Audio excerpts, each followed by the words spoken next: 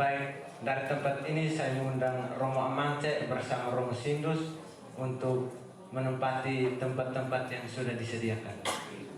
Sebagai pengantar, saya mengundang Romo Amante untuk memberikan sepatah kata dua sebagai pengantar.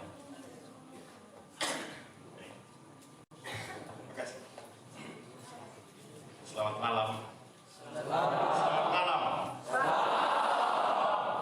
Lopas sore di hutan ini. Jangan Anda membawa air kakalu.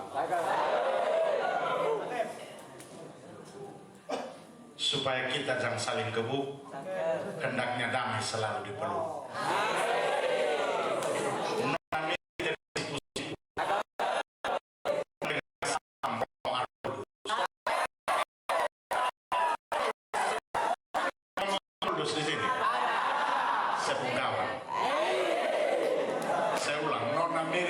Sipu mendengar salam Romo Arnoldus. Dia beritahu dia pun ibu bilang itu salam damai Kristus.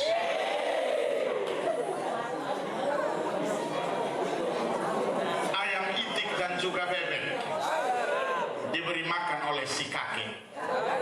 Beta pernah mengeluh merengek Arno lemas si Romo Prefek.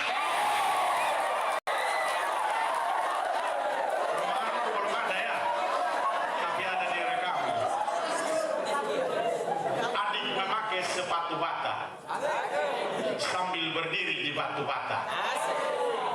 Beta tak sekadar ingin berkata selalu baik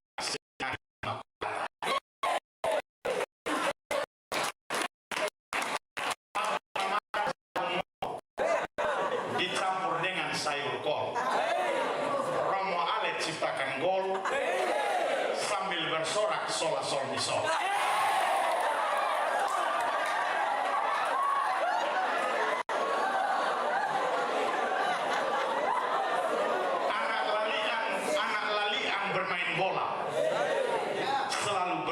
Sampai menang.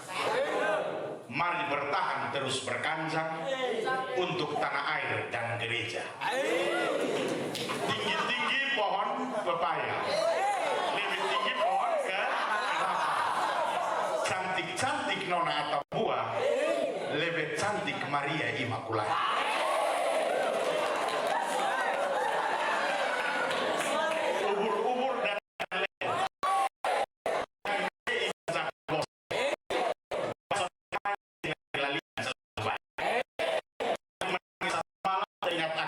Saat ini tekunlah belajar hai calon imam mulai di sini dan juga kini. Bintang Timur juara Eltari karena bermain seperti menari. Anak seminari selalu berseri karena belajar berdoa setiap hari. Pucuk di pucuk lontar bermain, padang sabana menghijau bermain. Seminari lian pesemayan dan damai, semua cintamu akan tergapai. Selamat malam dan bersyukur Romo Sindus yang kami kasihi, ada Romo Dilvi, kakak dan alumnus yang kami kasihi, teman seniman, kakak-kakak dan kakak-kakak sehari-hari, teman-teman penulis seniman di kami keluarga besar Dusun Flow Mora kasihi, kedua penulis kakak Riki Ulo dan Om Kris dan Dani yang terkasih sebagai penulis dan alumnus seminari Lalian yang malam ini bukannya di launching dan didiskusikan.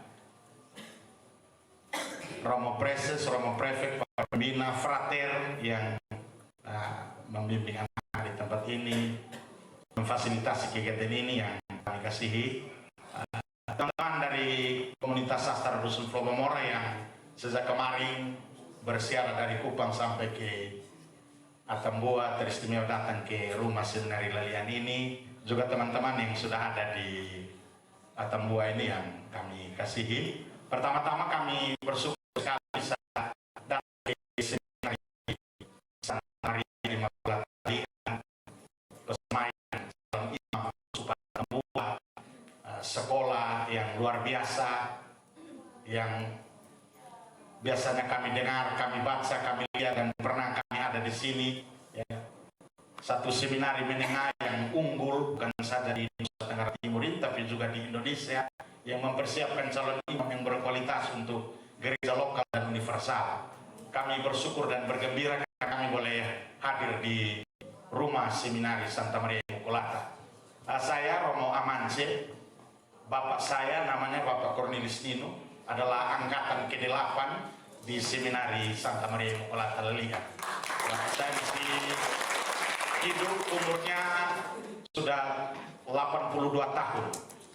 Dan waktu bapak seminari kelas 7 di sini, Romo Marcel Pria, Romo Eman Hane, Romo Yosnak itu kelas 1. Juga Bapak Bob Senahak, bapak dari teman kami Diakon Sadam ini kelas 1.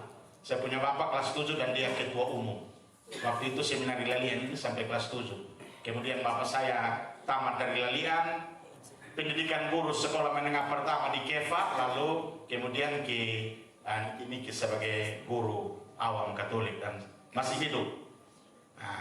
Dan kami ini orang-orang yang lahir dari seminari Lelian. Disiplin, spiritualitas, hidup, iman di seminari Lelian itu melahirkan kami. Kami yang datang di sini ini ada teman-teman dari komunitas sastra Dusun Flowamora. Komunitas sastra Dusun Flowamora ini satu komunitas sastra yang dideklarasikan tahun 2011. Dideklarasikan di tempat pesembahan calon imam Seminari Tinggi Santo Mikael Penfui, tempat di mana para frater calon imam Keuskupan Atambua, Keuskupan Agung Kupang, dan Keuskupan Wete Bula Sumba itu dididik. Jadi komunitas sastra Dusun Flowamora yang sekarang bertumbuh dan berkembang ini dideklarasikan tahun 2011. Juga oleh calon-calon imam dari Keuskupan Atambua, Keuskupan Agung Kupang, dan sebagian dari Keuskupan Wete Bula. Kami yang datang ini ada sebagian, Ricky Ulu yang menulis puisi ini, yang bukunya kita diskusikan ini, salah satu anggota kami, Om Kris dan Dadi, sebentar Anda akan kenal juga, alumnus seminari Lalian, angkatan dengan Lorenzo Telake dan Romo Presenta. Dia dulu di sini penulis, penyanyi, pemain gitar dan pemain bola. Ya. Dia anggota komunitas sastra Dusun Flowamora dan pelukis di komunitas Kapur Siri di Kupang. Kami yang datang ini selain Om Kris, lalu Ricky sudah menunggu di sini dengan kami punya saudari Yanti Mesak. Yanti Mesak ini kami punya penulis perempuan di Dusun Flowamora yang terkemuka, sudah mengikuti banyak event sastra di NTT dan Indonesia. Kami datang ini ada Mario Lawi, Mario bisa berdiri. Kakak Mario Lawi ini salah seorang penulis kami yang terkenal, dia editor ya, dan juga dalam beberapa dekade ini menangani satu jurnal sastra yang bagus, jurnal sastra Sadarang, Savana Lontar Karang, yang itu buah produksi dari komunitas sastra Flowamora. Kakak Mario ini menulis puisi-puisi yang diterjemahkan dari bahasa Latin klasik ke bahasa Indonesia. Nah, ini Kakak Mario, lalu ada Dus Obe, mana Dus bisa berdiri? Dus, ya ini Kakak Dus Obe, dia dari Eva.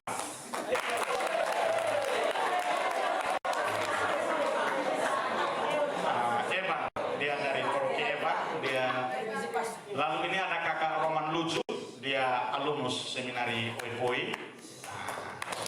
Dia penulis juga dan biasa membantu kami untuk dokumentasi. Ada Diakon Sadam Hussein Pareto, dia alumnus seminari Oipoi, tapi bapaknya tadi Bapak Bob Senang adalah alumnus seminari Lelian. Dia orang Malaka. Lalu ada Om Kris dan Dadi, nanti sebentar Anda kenal. Dia tinggal di Kotok, dia anak Kotok yang dulu dididik di seminari Lelian. Ya. Nanti sementara Anda kenal Om Kris dan Dadi yang luar biasa bersama Kak Ricky Ulu. Lalu siapa yang belum saya sebutkan? Erik mana Erik? Erik Lova mana? Erik di mana? Oke, ada kakak Erik, dia bukan seminari tapi seperti seminari. Dia alumnus SMA Giovanni dan dia bergiat di selain di Dusun Flowamora, mereka bergiat di salah satu komunitas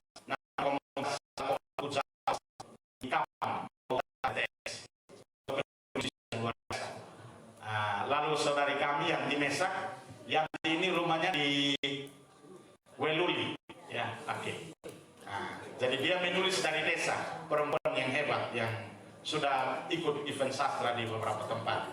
Nah, ini kami beberapa yang datang dari Kupang. Kami berterima kasih karena kesempatan itu. Pada kesempatan istimewa ini kita mau launching diskusi bersama dengan Romo Sindus untuk dua buku dari kakak Riki Ulu dan dari kakak Kris dan Dadi, dua alumnus. Sengaja di sini karena seminar Lalian ini sementara menuju puncak pesta Intan. Satu kehormatan bagi kami boleh datang ke seminar Lalian dan adik-adik, mari kita belajar untuk mencintai kepenulisan, literasi, membaca dan menulis. Karena seminari di mana saja itu adalah tempat di mana kegiatan membaca, menulis, literasi itu bertumbuh dan berkembang bersama dengan doa, iman, pengharapan dan cinta. Jadi sengaja kami datang ke sini pada momentum menjelang pesta Intan ini supaya kita sekalian, para romo, frater, anak-anak di seminari Lalian ini mari belajar. Kami punya anggota-anggota dari alumnus seminari Lalian yang hebat seperti Cyprian Bittenberg, sekarang dia ada di Dili, dia pernah menulis di Kompas, pernah menerbitkan buku di alumnus seminari Lalian. Romo Diri Saba itu anggota kami, Romo Siprisenda yang sekarang dosen di Seminari 3 Santi Mikael itu anggota komunitas sastra Dusun Flowomora. Lalu ada Dofri Bone dan ya, beberapa yang unggul adalah alumnus dari Seminari Lalian. Ini saya ajak kita sekalian untuk mari kita mencintai literasi, mencintai sastra, kepenulisan, membaca dan menulis supaya bertumbuh dan berkembanglah karya-karya yang luar biasa dari Seminari Menengah Santa Maria Immaculata Lalian. Kami mengucapkan terima kasih untuk Romo Sindus, untuk para romo di tempat ini, frater, Romo Dilvi, Pak John dan teman-teman seniman penulis dari Tambua yang mendukung dan menghadiri kegiatan kita malam ini. Teristimewa juga kepada adik-adik anak-anak Seminari Menengah Santa Maria Immaculata Lalian. Anak-anak seminari itu adalah jantung gereja, biji mata keuskupan yang selalu bertumbuh dan berkembang untuk harapan gereja dan tanah air. Demikian beberapa penyampaian dan harapan dari kami. Sekian dan terima kasih.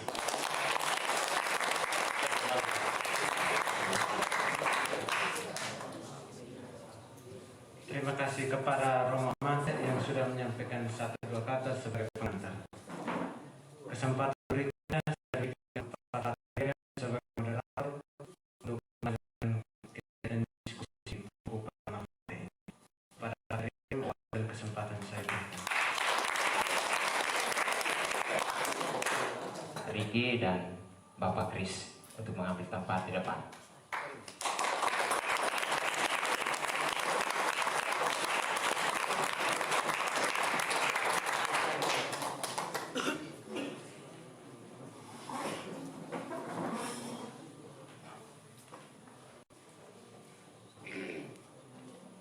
Para romo yang hadir, para penikmat sastra, adik-adik calon imam terkasih, malam hari ini kita semua berkumpul dengan suatu kegiatan yang kita bersama diskusi dua buku yang ditulis oleh Riki dan Bapak Kris. Siapakah mereka? Izinkan saya untuk menyapa, mendengarkan, memperkenalkan dua penulis kita, Kakak Riki dan Kakak Bapak Kris.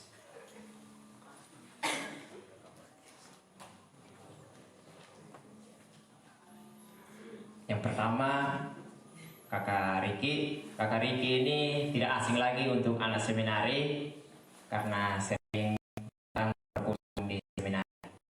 Beliau ini lahir di Timor Leste pada tanggal 27 Juli 1993. Sekarang bergiat di komunitas Pohon Asam Polo. sarjana filsafat lulusan Universitas Katolik Widya Mandira, Mandira Kupang, dan puisi-puisinya tersiar di sejumlah media seperti bacapetra.com. Ia merupakan salah satu peserta masterclass penulisan puisi pada ajang Flores Writers Festival 2024 di Langsuka, Flores Timur, Nusa Tenggara Timur. Itu secara umumnya, nanti yang lebih mendalam bisa bertegur sapa ketika bertemu. Kita mendengarkan dan saya akan memperkenalkan penulis kita yang kedua, Kakak atau Bapak Christian Dani.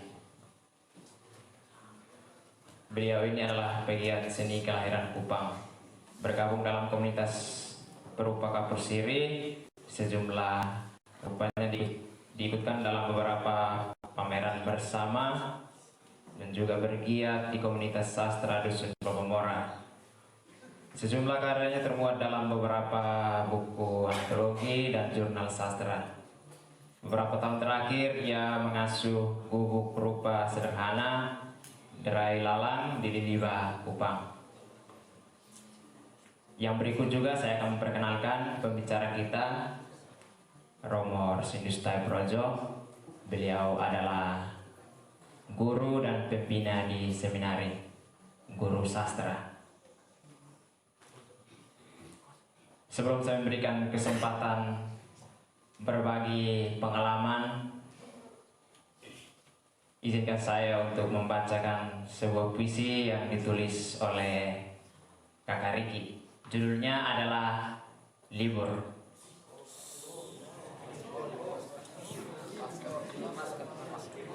Puisi adalah jalan pulang menuju rumah ketika pemerintah memberimu libur selama 2 paragraf.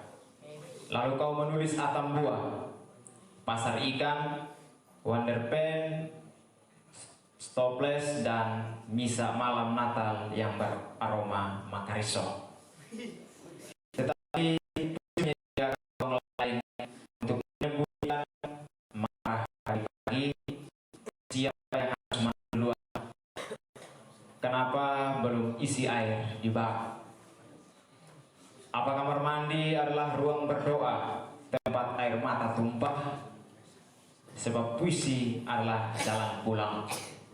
Tetapi rumah tak selalu ramah bagi perantau yang belum selesai dengan harapan-harapan. Malam hari ini merupakan malam yang luar biasa, secara khusus untuk siswa-siswa seminari. Saya kira ini adalah pengalaman pertama untuk Anda sekalian. Mereka ini suka berkhayal, namun karena tidak terkelola dengan baik sampai bermimpi. Maka dengan diskusi kita kali ini, semoga mereka bisa mengangkat sesuatu, bisa berbuat atau menghasilkan puisi, menghasilkan cerpen. Langsung saja saya memberikan kesempatan kepada Kakak Riki untuk sharing bagaimana proses penulisan buku yang sudah ia diterbitkan. Baik, terima kasih Frater. Selamat malam untuk para Roma yang hadir, teman-teman, adik-adik semua. Merupakan satu kebahagiaan tersendiri karena bisa pulang kembali ke sini dan ini malam bisa bercerita dengan adik-adik semua di sini untuk berbagi tentang semua mungkin yang sama ini saya lewati. Sebenarnya kita mirip karena dulu juga sekitar 2008 sampai 2012 saya juga duduk seperti adik-adik di depan ini. Saya awalnya tidak suka puisi, tapi ada satu puisi yang membuat saya suka sekali, judulnya Celana Ibu dari almarhum Sopinurho. Lalu saya mulai belajar untuk menulis.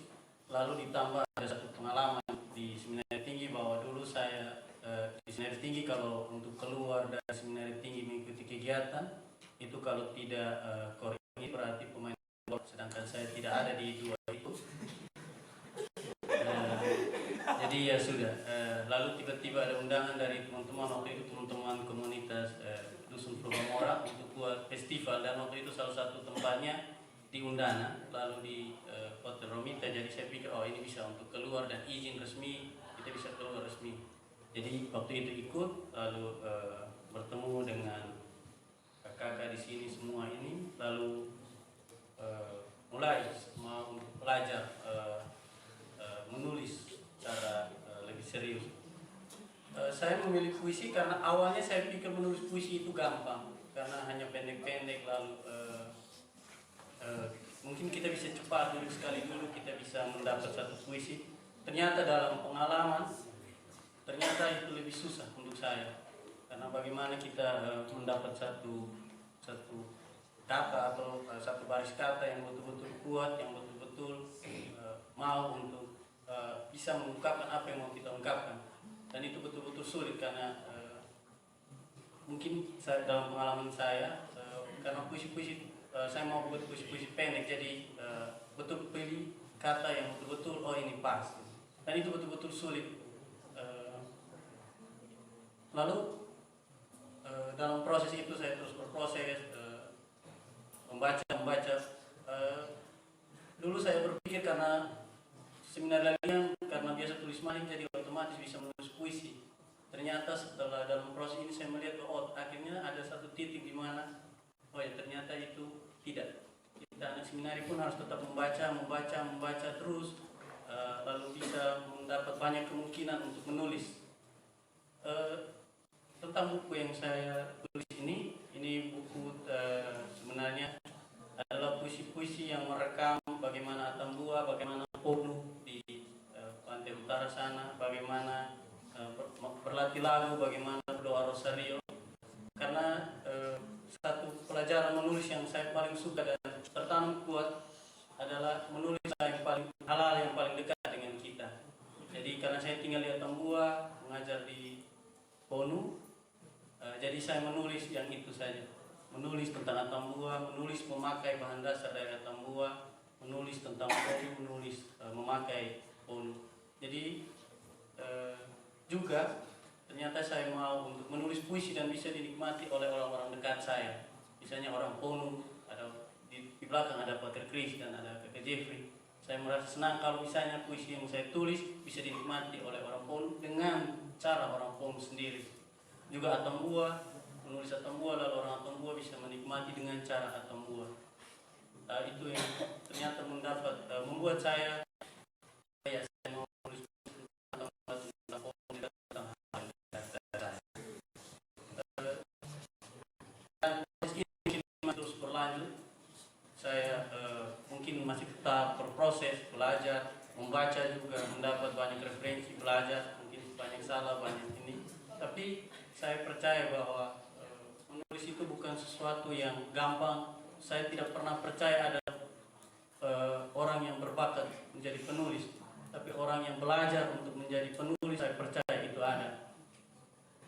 Jadi untuk anak-anak seminar, adik-adik semua, mari kita bersama-sama menulis tentang Immaculata, menulis tentang Atambua, menulis Kefa, menulis Ponu, menulis Soe, Kupang, dan semua itu. Untuk saya ada kenikmatan tersendiri menulis hal-hal yang dekat dan dinikmati oleh orang-orang dekat itu.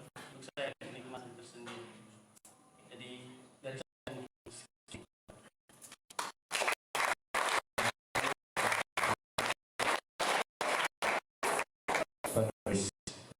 menulis Atambua dari sini sampaikan Riki bahwa menulis itu saya juga demikian. Saya menulis puisi kalau dalam situasi batin tertentu, misalnya galau kah, baru bisa menulis.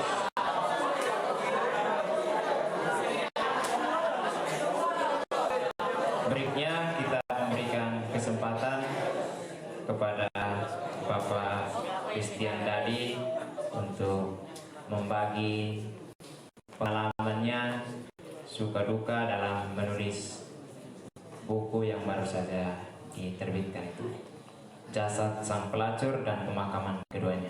Kesempatan saya berikan. Terima kasih. Selamat malam Romo. Romo kedua, Romo yang hadir di tempat ini, teman-teman undangan, komunitas sastra yang ada di Atambua, dan adik-adik sekalian. Saya senang sekali ada di ruang ini, ruang yang sangat akrab saya. Dulu kami tidur di lantai seperti ini, dan masih punya kursi kalah, kursi dari entah sudah bertahun yang lalu. Sejak saya tamat sebenarnya saya tidak pernah kembali ke tempat ini. Saya pernah lewat 2 kali di depan sini, tapi saya belum pernah kembali ke tempat ini seperti saat hari ini. Saya angkatan 36, teman saya itu Romo Renzo Tailake, Romo Si Presenda, Romo Teo Asasiri. Jadi saya sudah lumayan tua sebenarnya. Terlambat sekali untuk memulai satu buku kecil yang tipis ini. Tapi saya pernah ada di tempat ini ya, untuk seperti kalian ini main badminton di sini. Ada satu harmonium kecil. Saya tidak tahu kamu masih milik atau tidak. Organ pompa di pojok itu tempat kami biasa berlatih. Saya masih kenal ini layar yang di belakang tadi, gambar itu.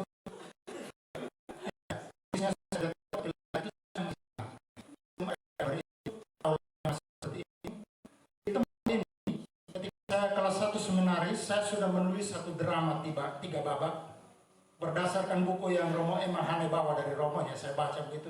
Terlepas dari sejarahnya yang ada di situ, tapi saya menulis satu drama 3 babak yang kami pentaskan di panggung ini. Saya masih kelas 1 seminari. Dan sutradaranya siapa yang melatih kami untuk pentas itu? Uskup Domisaku. Waktu itu. Jadi angkatan kami itu waktu ini jurusan sangat kecil, kami cuma 9 orang yang mau masuk kelas biologi waktu itu. Cuma segelintir orang, tapi itu orang-orang yang sangat kreatif di dalam. Saya sangat bersyukur bahwa ada dalam lingkungan seperti itu. Waktu kami mau tamat, ada beberapa orang yang tidak lulus waktu itu, lalu menyelamatkan kami dari bergaul dengan mahasiswa. Kalau jumlah kami tetap sama seperti itu 9 orang, kami mungkin tidak bisa dengan ijazah seminari. Kami katanya harus bergabung dengan SMA Surya supaya dilengkapi lebih dari 12 gitu. Konon katanya seperti itu. Tapi kami beruntung karena ada kakak kelas yang tidak lulus tahun sebelumnya, makanya jumlah kami genap dan kami terselamatkan. Bisa keluar dengan ijazah seminari. Guru saya yang masih tersisa di sini, saya tidak tahu yang lain, tapi Ibu Rovina yang baru pensiun itu guru kami. Dia pertama kali mengajar datang kami ke tempat ini, dia mengajar kami biologi, suaminya mengajar kami matematika. Ibu yang sangat kami cintai dan Pak Guru juga yang sangat kami cintai. Jadi adik-adik, kamu harus bersyukur sekali ada di lembaga seperti ini, karena kreativitas kamu yang kamu bawa dari SMP, dari rumah, itu bisa dipupuk dengan baik. Saya beruntung karena masuk di seminari, saya dapat perpustakaan yang baik. Dulu Pater Vincent Bessin yang kelola perpustakaan kami. Kemudian letaknya masih ada di pojok situ, saya lihat itu masih ada dengan buku-buku yang bagus. Kami membeli buku sendiri, kami berbagi bacaan antara kami, saling berbagi. Anak seminari biasa pinjam buku ke sana kemari. Kalau semua hal yang saya dapat dari seminari itu membekas dalam tulisan saya. Waktu kamu berkerumun di tempat seperti ini, setiap orang dari rumahnya masing-masing, dari tempat asalnya masing-masing, bawa ceritanya sendiri-sendiri.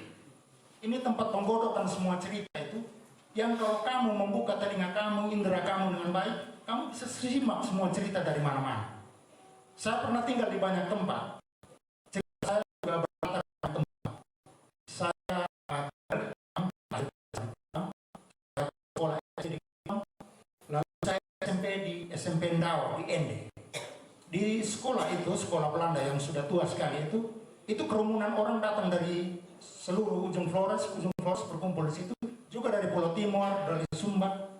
Di tempat itu itu saya serap sekali, banyak sekali cerita dari semua teman yang ada di asrama. Kemudian saya datang ke sini, saya tinggal di Semenari ini. Segala macam orang datang dari berbagai tempat, dari Flores juga ada waktu itu yang bersekolah di sini. Itu kesempatan bagaimana kita menerima banyak sekali cerita dari masing-masing anak yang datang itu, lalu mengendap di dalam kepala kita.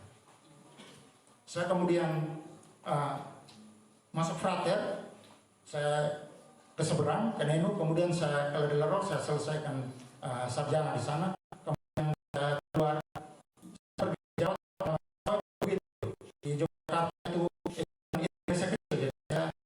Dengan banyak sekali orang dengan situasi seni yang sangat itu mekar, kita di situ bisa ya berbenturan dengan banyak sekali peristiwa seni dan itu mempengaruhi saya. Makanya sudah sejak di seminari Ladian ini kami mengelola itu Solo Oriental. Saya tidak tahu itu majalah itu masih ada atau tidak. Masih, ya. Itu kami masih pakai mesin ketik dulu. Promosi presiden dan profesor Gabriel ada di Usman, kami mengelola. Jadi sudah itu majalah itu tidak semua. Bapak Kris dengan sangat serius. Saya yakin bahwa besok lusa mereka pasti akan menghasilkan sesuatu.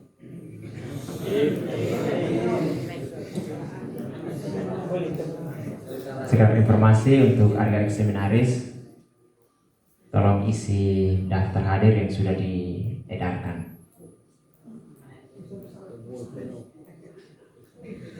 Juga untuk siapa saja yang mau memiliki buku Lalu Kau Menulis Atambua dan Jasad Sang Pelacur dan Pemakaman Keduanya, bukunya tersedia, bisa didapatkan setelah kegiatan kita ini.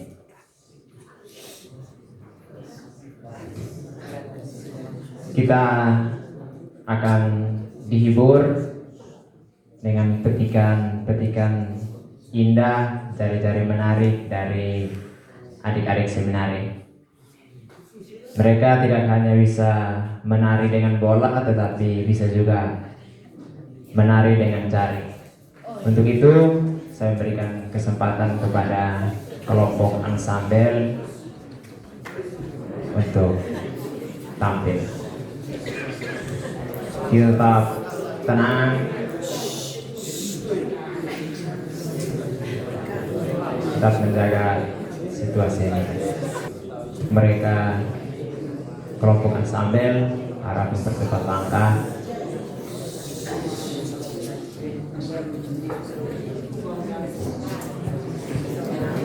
Yang lain boleh menyiapkan pertanyaan-pertanyaan berdasarkan apa yang sudah dibagikan oleh Kakak Riki dan Bapak Kris. Tanya sebanyak mungkin. Bagaimana menulis puisi, bagaimana menulis cerpen, bagaimana yang lain.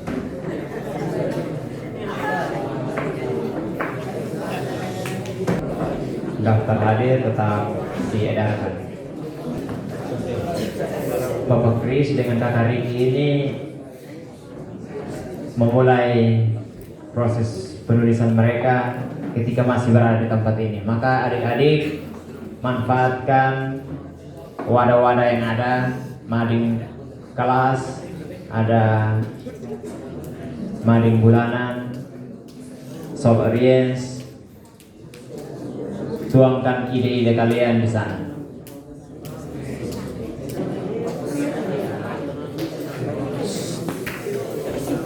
Mari kita bersama saksikan kelompok ansambel Seminar Dahlia.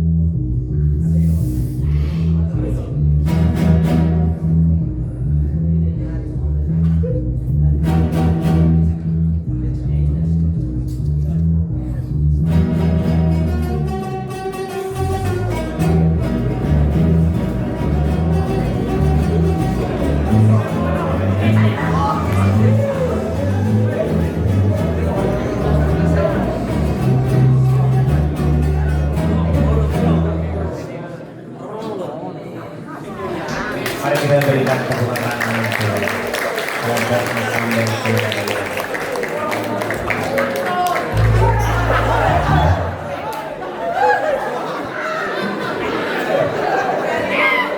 Mereka sudah membantu kita meringankan beban-beban pikiran kita, beban-beban hidup kita.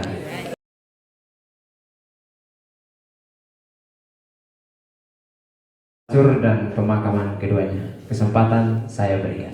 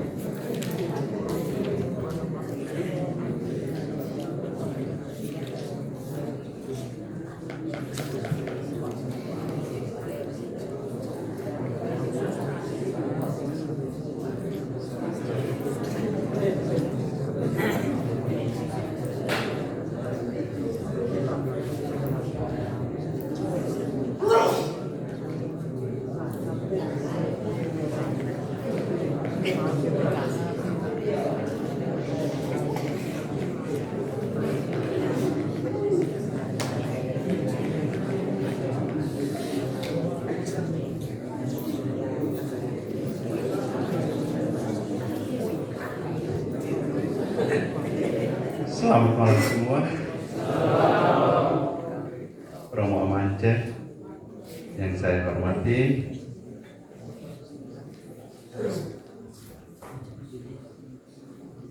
komunitas Dusun Flowamora yang saya kasihi. Di sana ada Mario Lawi. Saya selalu ikut perkembangan tulisan dan karya sastra dari Mario. Lalu adiknya, adik Christian sama anak ini sebenarnya. Ricky ini anak karena mamanya teman kelas saya. Ya. Dan adik-adik calon imam yang terkasih, para penulis hebat yang saya kasihi, saya memang mengulasnya secara detail, tetapi karena ini kesempatan ini tidak memungkinkan, maka saya hanya memberikan 1-2 pokok pikiran saja untuk kita kesempatan ini. Memang selama 2 minggu saya ada di dalam kamar dan saya sungguh menikmati 2 tulisan ini. Dan saya ikuti satu persatu. Benar, mereka 2 adalah penulis hebat masa depan, terutama di era milenial ini. Saya lihat sesuatu yang baru dalam 2 tulisan ini, yang saya tidak temukan ketika saya belajar sastra. Saya tidak temukan. Tapi 2 orang ini agak aneh sedikit. Entah karena diedit oleh Mario, saya tidak tahu. Saya hanya curiga. Tetapi mereka dua mirip. Nah, kalau saya baca itu, satu puisi hampir mirip dengan cerpen. Cara menulisnya hampir sama. Jadi saya pikir, kenapa mereka 2 bisa itu punya imajinasi itu hampir mirip seperti itu. Baik. Seni sastra itu seni berbahasa. Dan saya tahu bahwa bahasa itu adalah alat untuk membuat kasih, tetapi alat juga untuk membunuh kasih. Karena itu saya lihat Pak Christian berubah, tapi dia kemudian lari ke menulis. Karena memang kata-kata itu adalah sesuatu yang bisa mematikan, bisa saja menghidupkan. Jadi 2 sisi dari kata atau bahasa ini dipakai sangat oleh 2 orang ini. Maka Ateu, dia menulis satu buku namanya Pada Mulanya Adalah Kata, atau Tergantung Pada Kata. Kenapa tergantung pada kata? Karena kata itu punya kekuatan. Bahkan kata-kata itu sendiri dalam Injil Yohanes dikatakan firman. Pada mulanya adalah firman, dan firman itu adalah anak manusia. Karena itu saya lihat 2 orang ini adalah seniman kata-kata. Baik, saya tidak tahu mau mendahului dari mana, tetapi mungkin dari Ricky dulu. Nah, Ricky punya puisi ini ada 4 hal yang sangat kuat dia pakai. Pertama adalah puisi. Yang kedua adalah cinta. Yang ketiga adalah rindu. Dan yang keempat adalah Tuhan. Itu berkali-kali.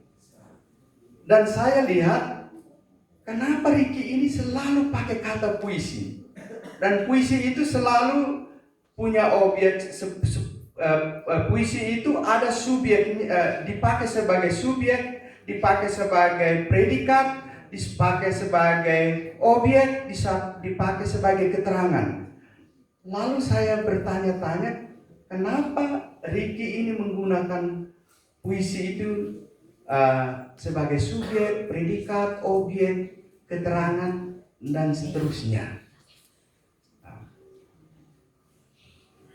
Dan saya coba mendalami satu-satu, saya ada catat di sini, saya mendalami satu-satu. Kenapa Ricky pakai puisi? Dan saya catat, saya lihat dulu.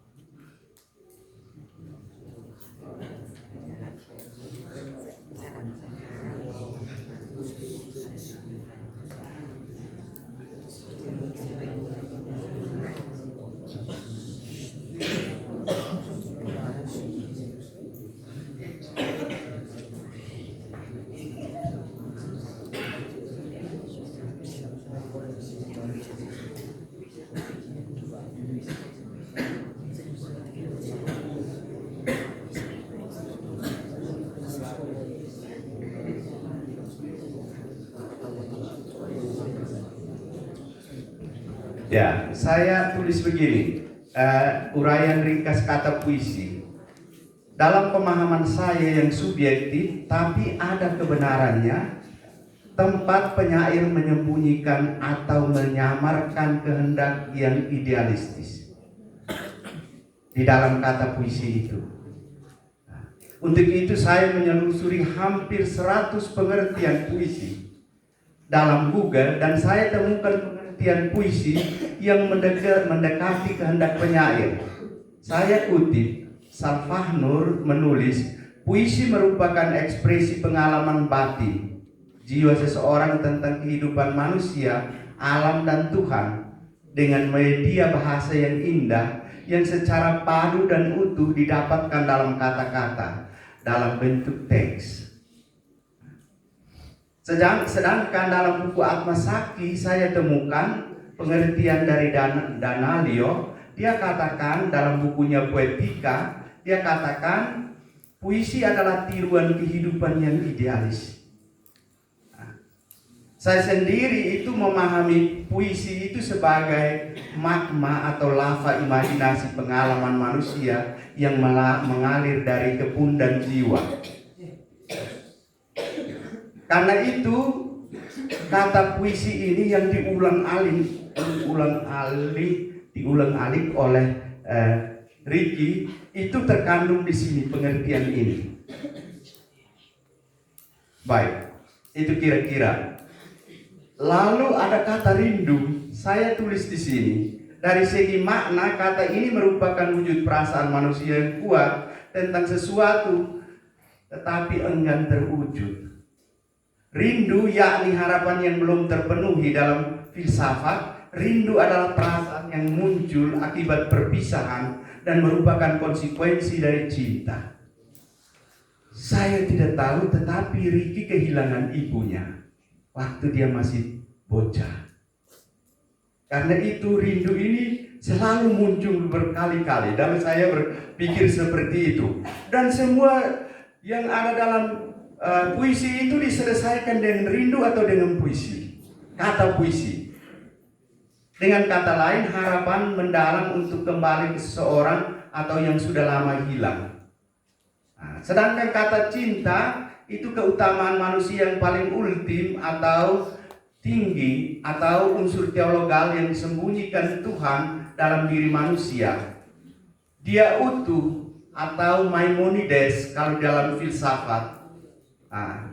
Dan dia tak terbagi meskipun dirusak.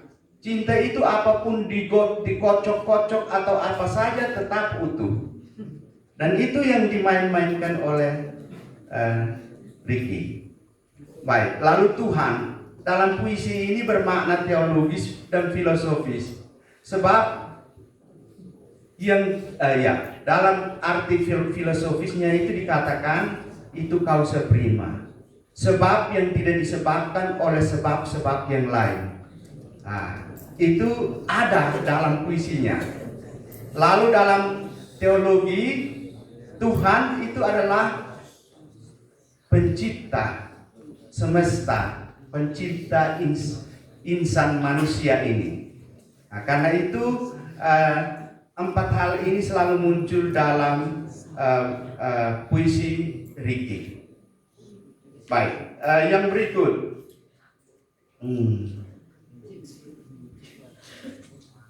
Puisi Ricky ini sederhana, tetapi tidak sederhana yang kita baca.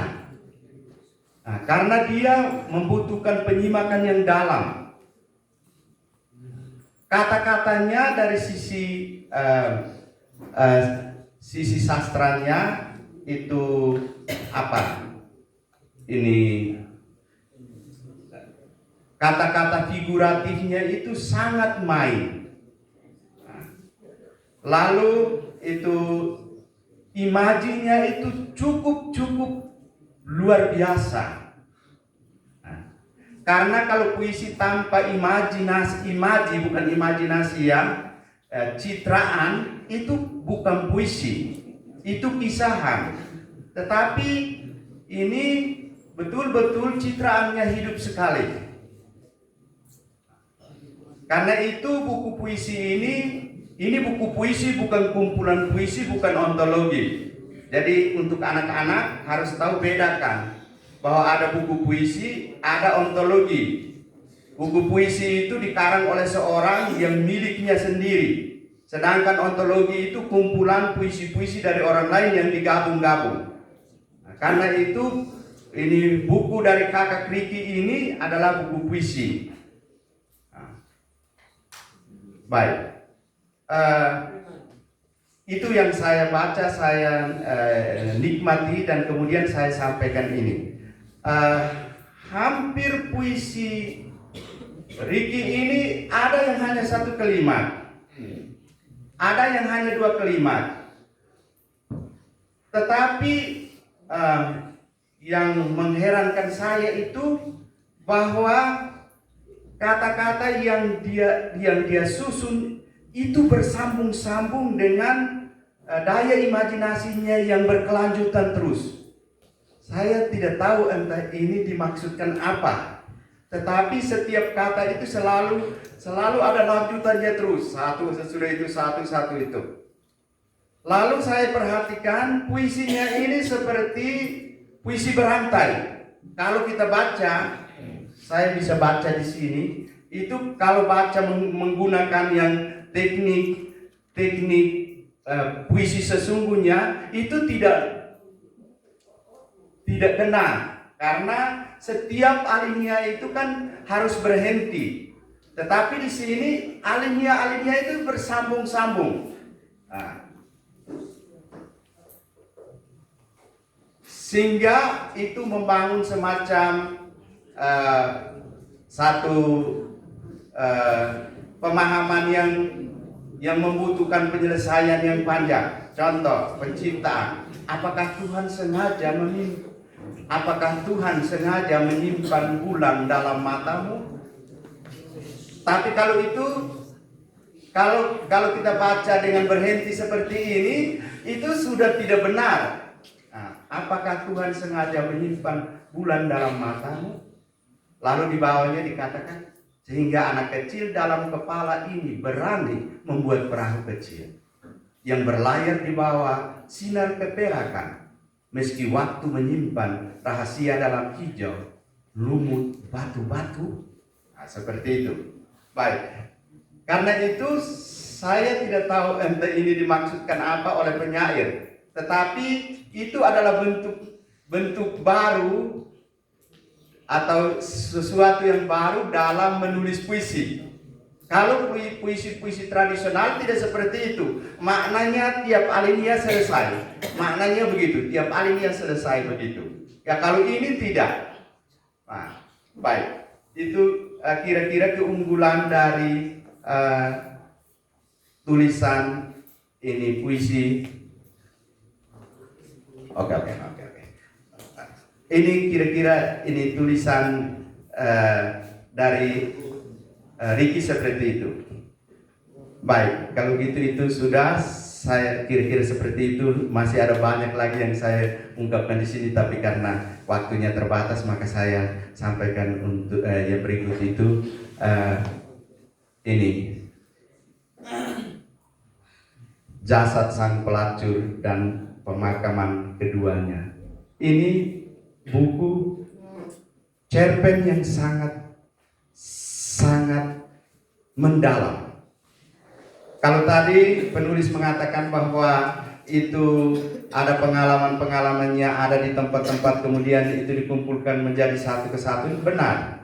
Awalnya ini mulai dengan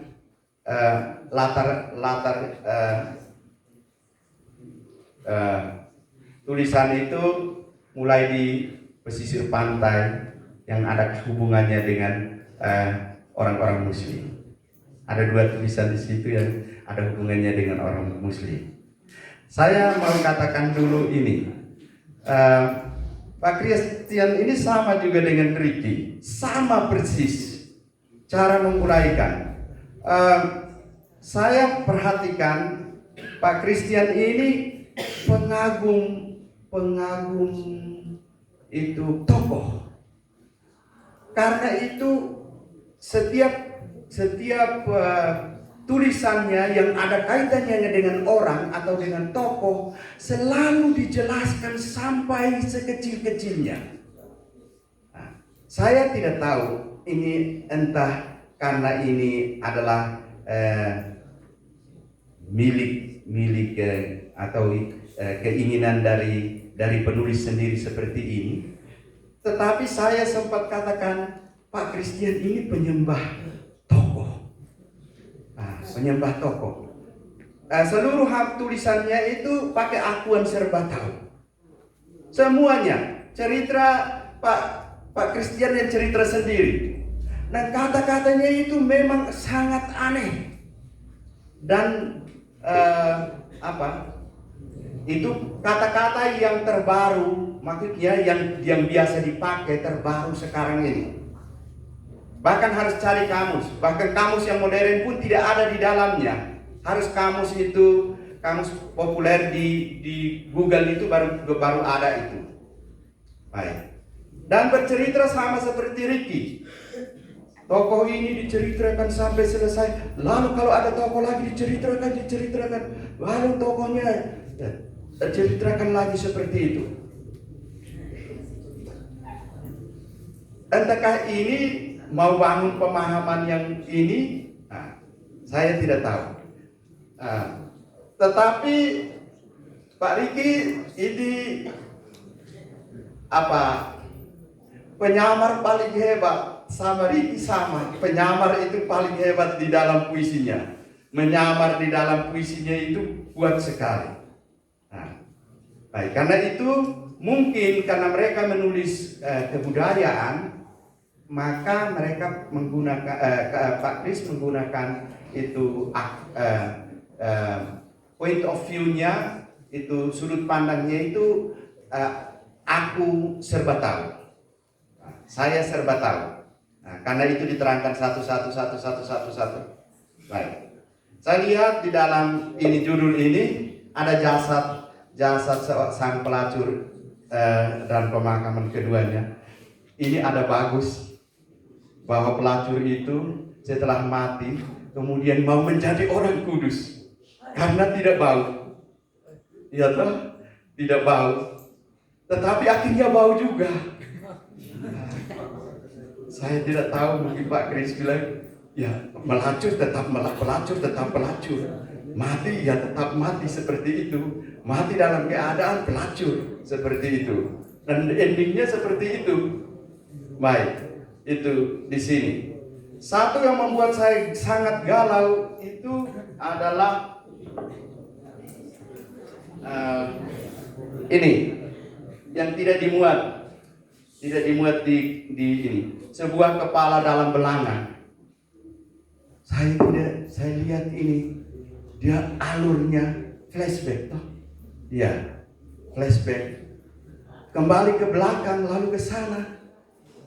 Ada satu di situ itu alurnya tidak jalan. Entah itu saya tidak tahu, mungkin disengaja karena alurnya tidak jalan. Tetapi ini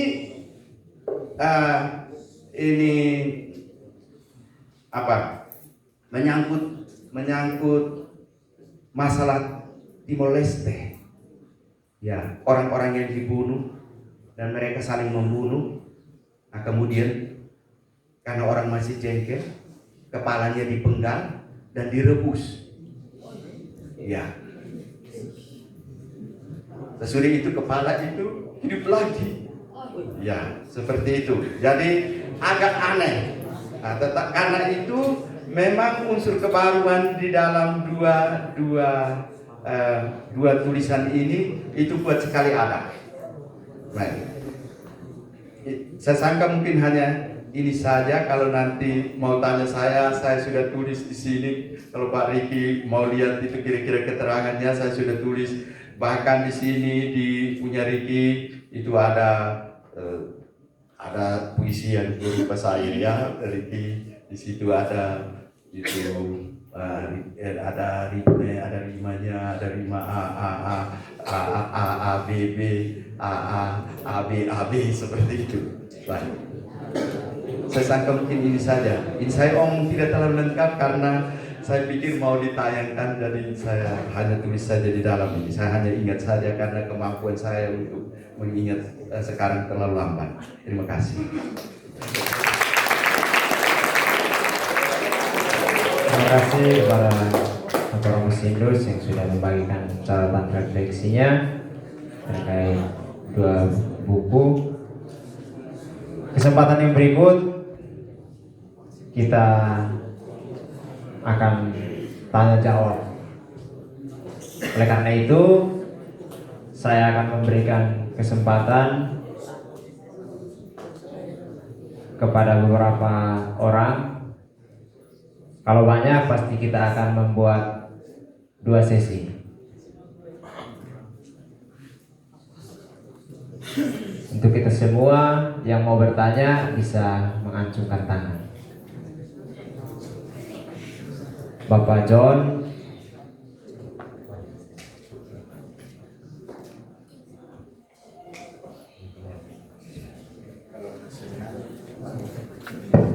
Cik.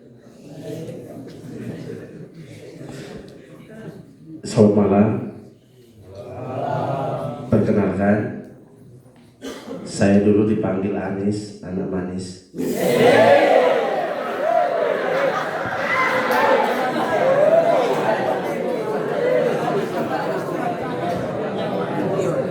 Tapi setelah kuliah dan suka dengan sastra, mereka panggil saya John, jago obat nona.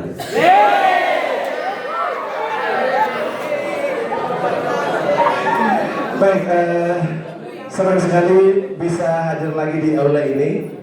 Sungguh sangat mengingatkan saya pada momen tahun 2018.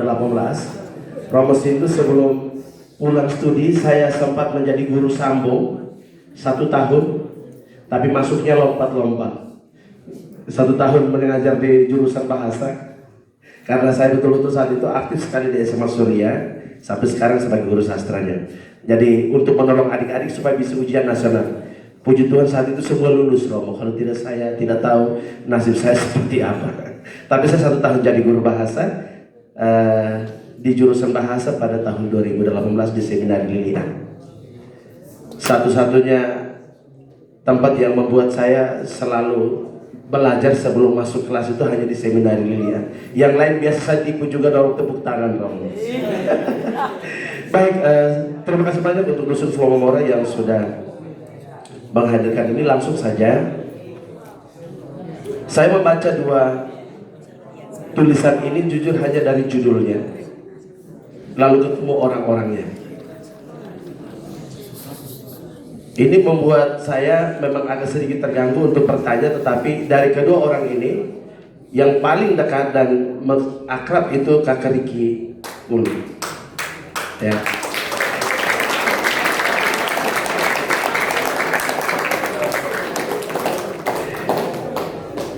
Malam ini saya bisa, ya ini sebenarnya tepuk tangan yang sedikit mengganggu saya karena saya orang Atambua, tinggal di Atambua, orang Kevet tinggal merantau datang di Atambua, tapi yang pegang bukunya itu orang Kupang yang pegang duluan. Jadi ini semacam satu pertanyaan besar karena judulnya begitu. Lalu kamu akan menulis atau lalu kamu menulis Atambua. Cover bukunya itu sudah jelas, Romo. saya terganggu sekali dengan covernya yang begitu pudar dan biasa-biasa saja. Tapi itulah kehebatan dari Pak Riki. Karena itu justru kekuatan tulisannya yang ada di dalam buku ini. Kita yang tamu, saya orang Keva yang bertamu di Atembuan, diberi ruang secara leluasa oleh mata biangnya, oleh orang-orang Atembuan untuk melukis warnanya sesuka hati. Dan itu terbaca oleh orang-orang Atembuan sendiri. Saya perantau yang diberi ruang dengan sangat santun dan baik, dan saya berterima kasih. Itu terbaca dalam karya Pak Riki.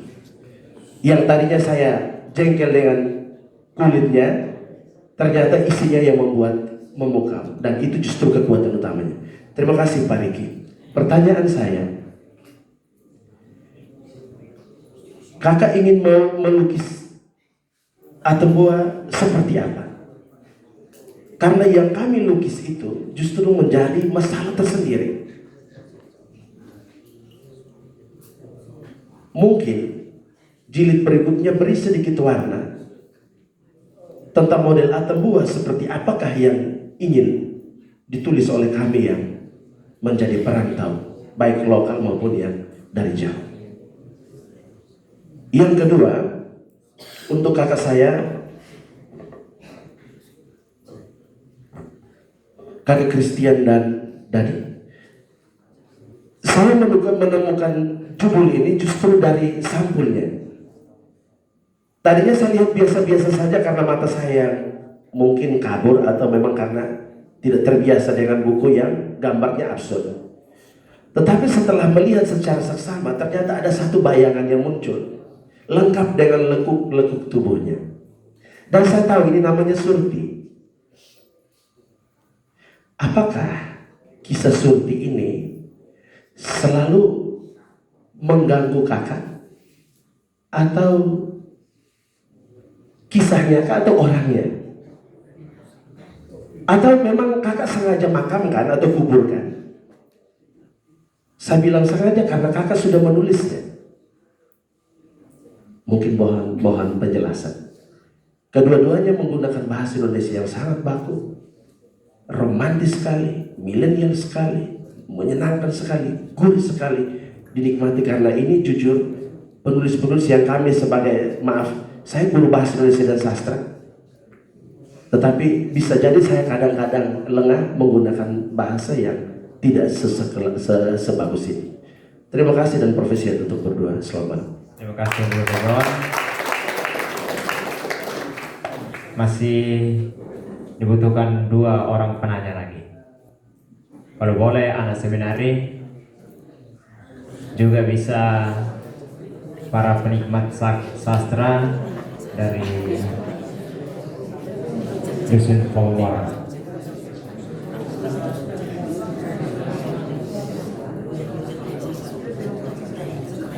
Sambil menyiapkan pertanyaan Anda, saya berikan kesempatan kepada Kakak Riki terlebih dahulu untuk menjawab pertanyaan dari Bapak John mengenai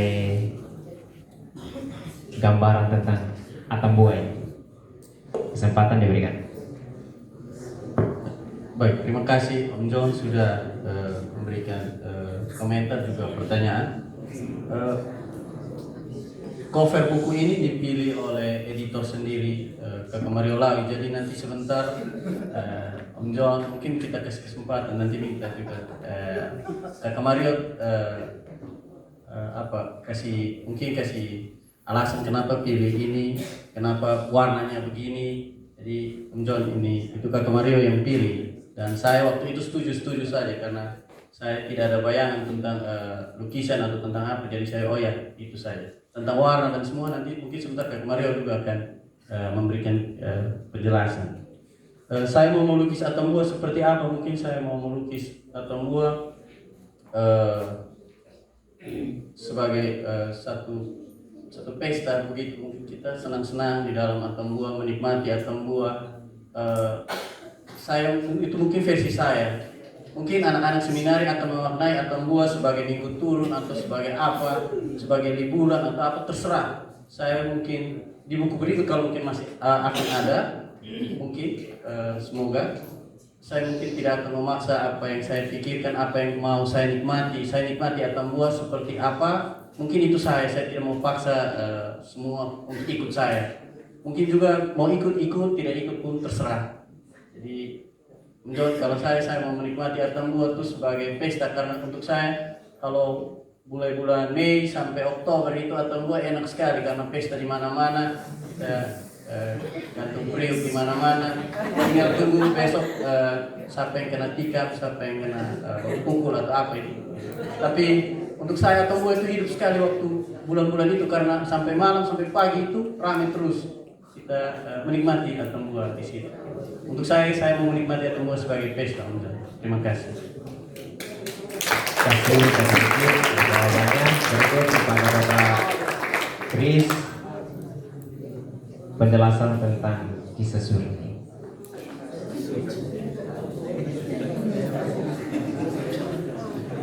Terima kasih Pak John untuk pertanyaannya. Kebetulan buku ini saya melukis sampulnya. Ya, ada sosok pelacur setengah badan di depan ini.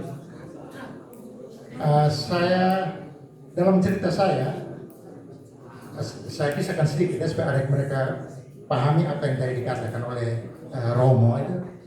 Jadi kisah ini diterbitkan di salah satu buku yang berjudul Otak Rote. Itu yayasan Gerson Poik yang terbitkan di Jakarta. Lalu saya sertakan cerpen ini ke dalam buku itu juga. Buku ini bercerita tentang satu kuburan tua yang terpaksa semua kuburan itu dibongkar karena tempat itu mau dijadikan semacam embung itu, bendungan lah begitu.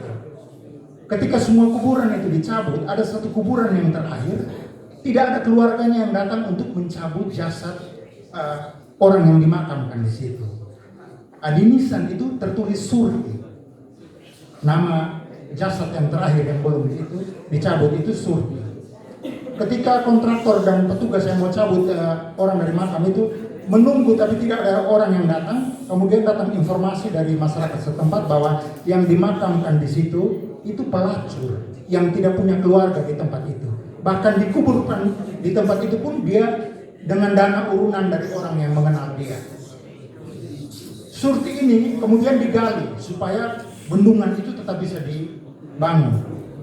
Ketika mereka menggali dia dari dalam lubangnya itu, dia keluar sebagai jenazah utuh setelah terkubur selama 20 tahunan. Dan dia berbau sangat wangi, padahal dia ketika itu pelacur yang sangat terkenal. Jadi ketika orang mau pindahkan dia, mereka berdebat, bagaimana mungkin orang yang pelacur ini, dia sekarang hadir sebagai jenazah yang utuh, yang tidak remuk seperti umumnya jenazah lainnya. Lalu mereka bawa dia ke aula untuk disemayamkan sementara. Lalu ketika dia ditaruh di situ, semua orang di dalam ruangan itu bercakap tentang kebaikan Surti pada masa mudanya ketika dia masih menjadi pelacur. Jadi percakapan antara mereka itu yang mereka dengarkan dari orang lain, lalu berangkai-rangkai berkelinan ke sana kemari, lalu tidak jelas asal usulnya itu dari mana. Tetapi ketika sudah tengah malam, percakapan itu mulai beralih dari Surti yang baik itu menjadi Surti yang bina, Surti yang sebagai layaknya pelacur masa itu. Ketika dia mulai dipercakapkan sebagai pelacur, pada hakikatnya dia sebagai pelacur itu, jenazahnya itu mulai perlahan-lahan kembali ke wujud asalnya. Dia mulai membusuk sampai dia remuk di kerandanya itu. Jadi bukan sekedar jenazah yang saya tampilkan di situ sebagai yang berubah dari yang wangi, dari yang utuh itu menjadi jenazah yang remuk, tetapi juga orang yang hadir di situ, cara berpikir mereka menghadapi situasi itu juga berubah. Jadi ada banyak hal yang muncul di situ. Ada dua, Surti yang wangi kemudian menjadi Surti yang membusuk, Surti yang utuh menjadi Surti yang remuk. Itu tampil dalam kulit buku ini. gambar yang sama tampil di belakangnya dengan warna yang seperti ini, lalu kembarannya itu Surti yang lainnya tampil di depan dalam warna yang biru itu. Ini alasannya kenapa saya dan teman Mario di sana putuskan atau membuat kulitnya seperti ini. Jadi ada dua Surti yang tampil sebagai dua Surti yang berbeda di dalam itu buku itu, dalam cerpen itu, juga di dalam kulit buku ini. Kemudian kenapa saya pakai kata Surti? Itu ada Surti, ada satu lagu rock itu Jamrut punya itu, salah satu yang terkenal ketika saya ada di Yogyakarta itu Surti dan Sepia. Ada dua kata itu sering sekali dinyanyikan oleh mahasiswa di sekitar lingkungan kos kan. Jadi kalimat itu melekat di dalam kepala saya itu. Kemudian saya ini seperti kalian anak muda, orang yang suka berkendaraan sendiri dengan motor kesana kemari. Saya pernah dari Jawa, dari Jogja, saya sering sekali ke Bali dengan motor. Saya pernah sampai ke sini juga dengan motor, nyebrang dari pulau-pulau. Ya saya suka seperti itu, jalan-jalan. Nah, saya sering berkendara di pantai utara Pulau Jawa, Pantura itu. Ya, kita dapat banyak tempat-tempat pelacuran, tempat kendaraan-kendaraan biasa berhenti. Saya juga ke pedalaman, kita lihat bagaimana pertikaian antara pemerintah dan masyarakat ketika tanah-tanah harus digusur untuk bangun embung, untuk bangun bendungan. Hal-hal yang saya tangkap seperti itu, kemudian saya ramu dalam cerita yang sederhana tadi, yang kemudian jadi dipilih oleh Mario untuk jadi judul buku ini. Jadi sebenarnya Surti tidak secara spesifik orang yang saya kenal atau yang saya simpan, tapi karena ketika masa itu saya di Jogja itu ada dua nama yang sangat terkenal. Selain nama yang saya suka dari Roxanne dari Sting itu, ya ini Surti sama Sepia. Gitu saya. Terima kasih sahabat dari Akademik. Selanjutnya kita beri kesempatan kepada Kakak Mario, karena tadi pertanyaan itu menyinggung tentang pemilihan cover depan. Tolong berikan mic kepada Kakak Mario.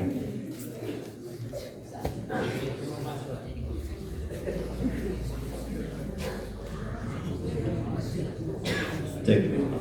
Baik, Kak John, terima kasih pertanyaannya. Jadi dusun ini komunitas kecil dan punya penduduk kecil, jadi karena keterbatasan SDM, saya seringkali bertanggung jawab terhadap tampilan artistik buku.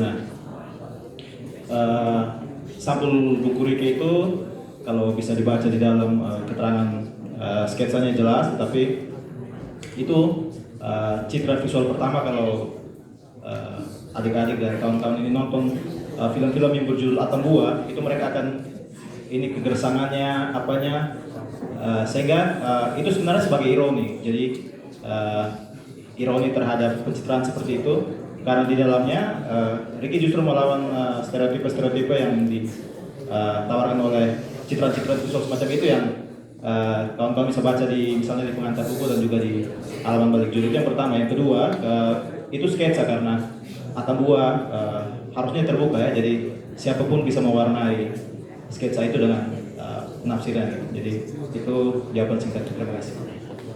Terima kasih, Mario. Saya pertanyaan dari Bapak John sudah terjawab semua. Saya memberikan kesempatan lagi kepada satu orang penanya. Setia, kesempatan diberikan, silakan.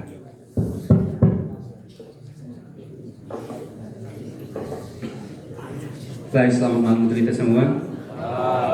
Yang terhormat para Romo sekalian, kakak-kakak yang tergabung dengan komunitas sastra Dusun Pulau Bongoronan, untuk saudara sekalian. Maaf, saya bernama Rio Setia. Saya dari kelas 11 Saya punya pertanyaan. Yang pertama saya akan tunjukkan untuk Kakak Riki. Mohon maaf sebelumnya, saya kenal Kakak Riki dari Romo Isto. Beliau mengatakan bahwa Kakak Riki ini adalah orang yang romantis. Jadi saya berpikir kalau orang-orang yang romantis itu cocok dengan kami yang masih remaja di sini. Saya punya dua pertanyaan. Pertanyaan yang pertama, bagaimana menciptakan sebuah puisi yang mampu membekas di hati pembaca. Dan yang kedua, untuk Kakak Riki juga, sepenting apakah aspek perasaan dalam penulisan puisi Kakak Riki? Terus yang kedua untuk Bapak Kris, kalau saya melihat pada latar belakang Bapak Kris yang sebagai seorang di seniman di bidang puisi, di bidang melukis, saya bertanya apakah ada kesulitan ketika Bapak Kris ingin pindah ke seni yang lain yaitu seni sastra? Apakah ada kesulitan ketika ingin menuliskan puisi-puisi atau ingin menciptakan buku tersebut? Sekian dari saya, terima kasih. Terima kasih atas pertanyaannya. Langsung saja saya memberikan kesempatan kepada Bapak Kris untuk menjawab.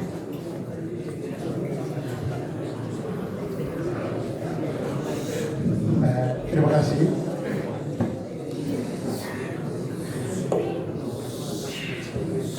Sekalipun memang saya lebih dulu melukis, tapi saya sebenarnya memulai dasar-dasar penulisan itu ketika saya masih di seminari sini. Bukan hanya itu juga, saya dulu pemain bola di lapangan sana. Saya pemain sebenarnya kalian.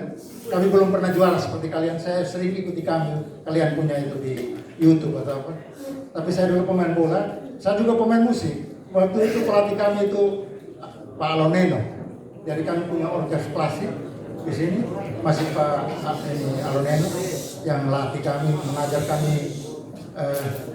Dan dari tangan Pak Aloneno itu banyak penulis lagu gereja yang lahir dari lulusan seminari Lalian itu tersebar di mana-mana.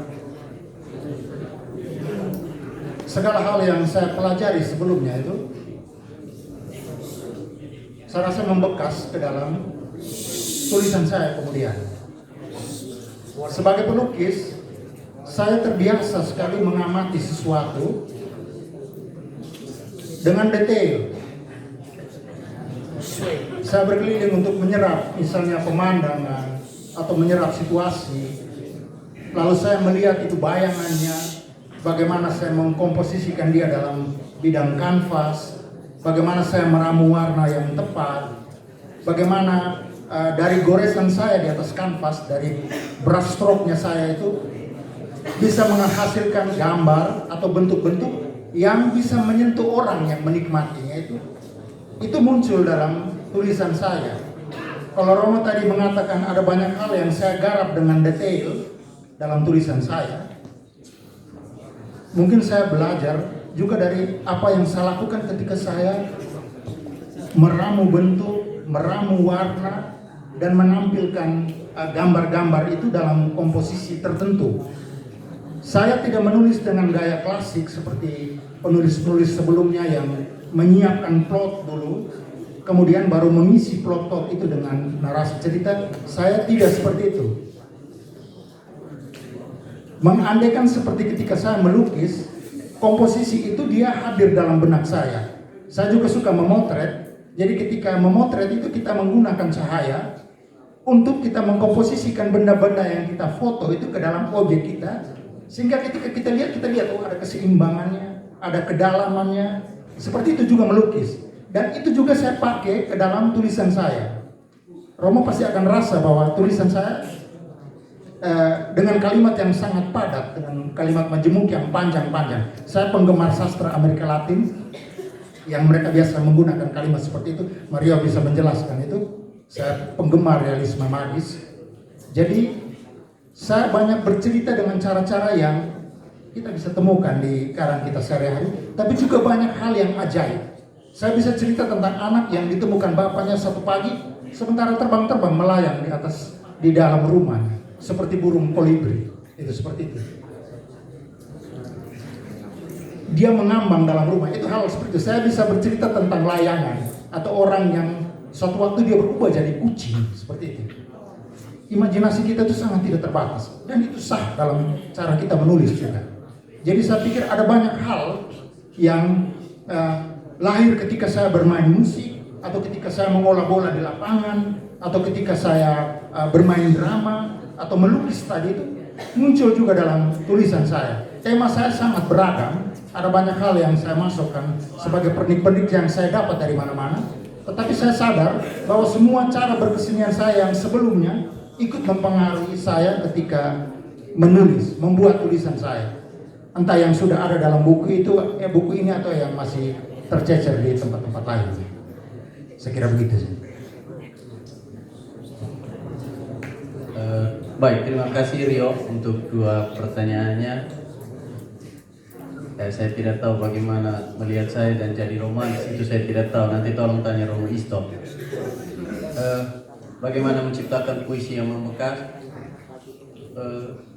Ya, saya juga mungkin belum tahu formula yang pastinya bagaimana menciptakan puisi yang membekas. Tapi selama ini kalau saya menulis berarti saya membayangkan pembaca saya ini nanti siapa.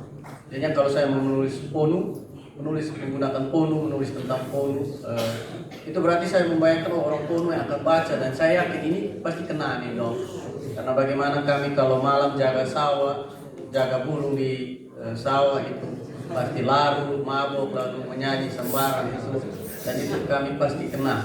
Kalau Atambua mungkin tentang Pasar Baru, tentang misa malam Natal yang banyak makariso, itu mungkin ya kena di sini. Jadi kalau untuk saya selama ini saya juga kurang yakin puisi saya akan membekas. Jadi saya hanya membayangkan nanti kalau orang dekat ini membaca, ini pasti akan kena di dong. Jadi untuk Rio itu mungkin dari saya. Aspek perasaan, ya saya juga selama ini berpikir, awal-awal menulis itu saya percaya bahwa puisi itu hanya tentang perasaan, tentang patah hati, tentang cinta atau tentang nasihat saja. Ternyata setelah itu baru saya dalam pengalaman saya juga menemukan bahwa ternyata tidak juga. Ada juga logika di situ, ada bagaimana menyusun struktur kata, kalimat, dan semua itu. Mungkin ya karena mau mengungkapkan apa, jadi mungkin yang dibaca adalah perasaan kita tentang sesuatu. Tapi untuk saya selama ini saya selalu menahan diri untuk tidak menjadikan puisi juga sebagai ajang curhat gitu. Jadi saya selalu menahan diri untuk tidak, lebih baik lihat apa kenyataan itu, yang kita tulis, menikmati kenyataan itu seperti itu. Tidak perlu perasaan saya melihat senja, melihat kota, melihat pohon gitu. Saya sedapat mungkin untuk apa adanya saja. Mungkin dari saya itu. Terima kasih. Terima kasih untuk jawaban-jawabannya. Kesempatan berikut saya berikan kepada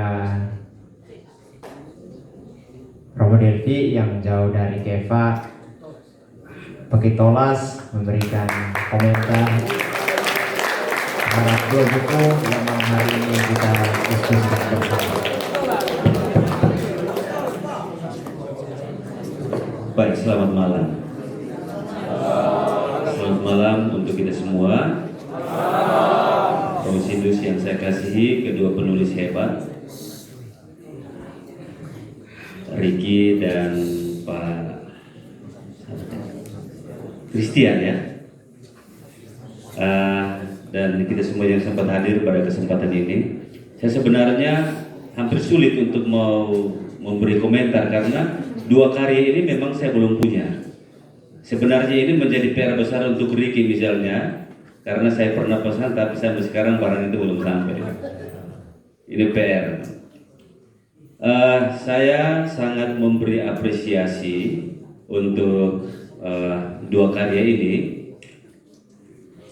Meskipun saya belum baca dua buku cerpen dan buku puisi, tapi saya melihat ini kesempatan yang bagus untuk adik-adik saya di seminari, calon-calon sastrawan, calon-calon pencipta karya. Karena dulu saya juga pernah di seminari, baik siswa maupun pembina. Dan kalau anak-anak siswa seminari tadi waktu dikasih teh dan ubi kayu dan mereka berteriak di tempat itu biasa-biasa saja gitu. Itu kami alami juga waktu itu. Saya sebenarnya bingung juga untuk mau komentar ini, mau komentar isinya bagaimana. Tetapi ketika saya ikuti Pak Christian ya, dari alur cerita yang tadi digambarkan itu saya rasa ini menarik dan baiklah kalau sebentar ini saya bisa dapat bukunya atau mau beli atau dikasih gratis itu terserah, tapi sebaiknya jangan gratis karena cukup makan bergizi gratis saja. Kalau buku sebaiknya kita jangan gratiskan, termasuk puisi itu. Ya karena dipaksa untuk omong, saya sampaikan profesiat dan selamat untuk karya besar dari kedua penulis yang sama-sama juga orang NTT, anak Timor, dan jebolan seminar Lian. Terima kasih, selamat malam. Terima kasih kepada Kang Berti atas komentar.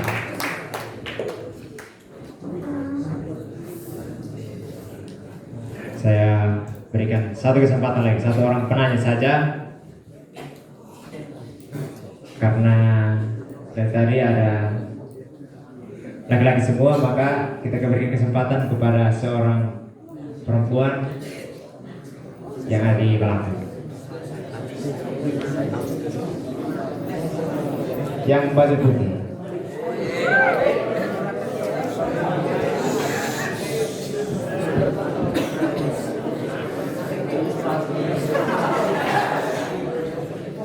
Selamat malam semua. Perkenalkan, saya Vivinda Silva dari komunitas literasi Lorosai di Hadilulik. Di sini saya ingin memberikan pertanyaan. Sebelumnya saya menyampaikan profesiat untuk kedua penulis yang telah menerbitkan karyanya. Mungkin langsung saja ke pertanyaan. Pertama, untuk Kariki Ulu. Nah, di sini kebetulan saya sama-sama dengan Kariki di komunitas Leko Kupang sejak 2017 dan saya sangat menggemari puisi-puisinya yang sangat singkat dan dekat dengan realitas sehari-hari. Nah, dulu saya pernah bertanya ke Kariki tips-tips untuk menulis puisi itu seperti apa, kemudian bagaimana cara terbaik untuk menemukan imajinasi. Saat itu saya baru masuk kuliah dan jawaban Kariki sangat di luar nalar. Terus katanya saya menemukan imajinasi ketika berada di WC.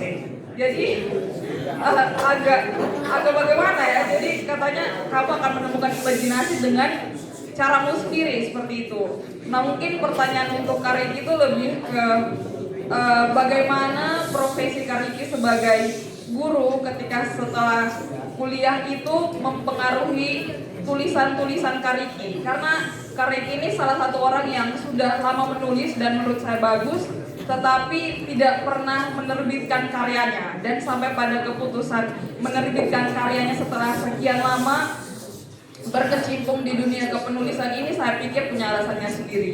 Kemudian pertanyaan yang kedua untuk kedua penulis di sini, karena saya sendiri juga belum sempat membaca kedua karya tersebut, mungkin tantangan apa yang ditemukan ketika menulis yang paling terasa, sehingga karena kita tahu untuk mungkin kita semua punya imajinasi liarnya masing-masing, dan untuk menyambungkan semuanya itu menjadi sesuatu yang berkesinambungan itu saya pikir mungkin sebuah tantangan. Nah, dari kakak berdua itu tantangannya seperti apa? Siapa tahu mungkin bisa berbagi dengan kami-kami yang masih belajar di sini. Sekian dan terima kasih.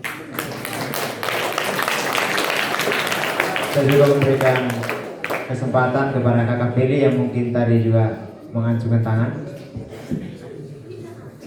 Oh, terima kasih. Langsung saja kakak Riki terkait profesi guru, bagaimana profesi guru itu mempengaruhi tulisan kakak Riki?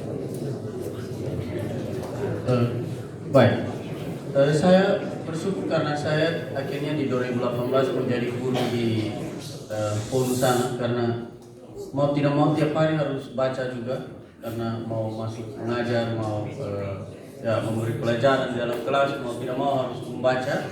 Dan kalau memang sudah malas untuk atau memang sudah otak berat untuk membaca bahan pelajaran, itu biasa kadang saya seling-seling dengan membaca karya-karya sastra, puisi, cerpen, novel dan semua. Saya bersyukur dan senang karena di Ponu itu diberi kesempatan untuk lebih banyak membaca, karena banyak kali itu kami di sana ada libur lalu banyak kali ada kegiatan-kegiatan, misalnya pelatihan ya kita bisa untuk curi-curi narasumber om di depan, kita bisa baca-baca di belakang. Tapi kalau even untuk saya merasa pekerjaan saya sebagai guru sekarang itu dan menulis itu seperti saling menunjang untuk saya, karena sebagai guru saya harus tetap membaca, lalu ya kadang menulis juga kalau memang punya kekuatan untuk menulis. Tapi karena mau menulis harus membaca, jadi pekerjaan menjadi guru ini mau tidak mau harus membaca, karena kalau tidak masuk kelas kita marah-marah saja. Tapi membaca kita cari-cari ada isu apa, ada hal apa yang untuk sesuatu untuk besok, yang misalnya ada sementara dibicarakan, sementara jadi trending di media atau di pembicaraan setiap hari. Jadi itu saya pikir menjadi guru ini seperti dan menulis itu saling membantu dan saling menunjang. Baik, terima kasih.